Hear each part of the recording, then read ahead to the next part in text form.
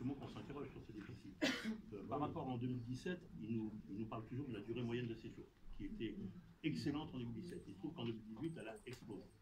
La durée moyenne de 7 jours, c'est-à-dire que tu touches un cachet pour une pathologie qui dure un certain temps, il ne faut pas que les résidents, il ne faut pas que les patients sortent plus tard.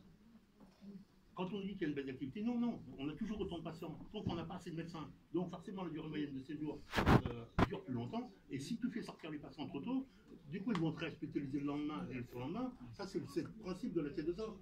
Tu vois, donc on perd aussi beaucoup d'argent à cause de ça. Au jour de jour, on n'a pas assez de médecins, donc nos patients restent. Il n'y a pas assez de turnover. Enfin, c'est dur de dire ça, mais... Il y a ça, et puis il y a aussi le fait que la T2A fait qu'on nous baisse les tarifs. Un patient qui rentre pour une pathologie, il doit rester tant de jours par rapport à une pathologie. Cette pathologie, à une année N, est payée tant.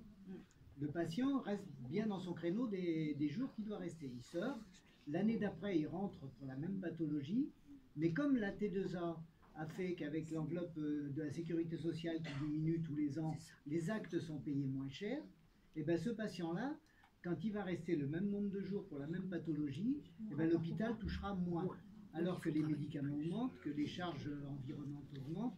Alors ça, c'est un des facteurs qui fait monter le déficit. Alors après, il y a la DMS, qui est la durée moyenne de séjour, qui s'y ajoute. C'est complexe ce système. C'est un hôpital en fait. Ici, on soigne tout le monde. On soigne des gens, c'est comme au CCAS. On reçoit des gens qui ne sont pas assurés.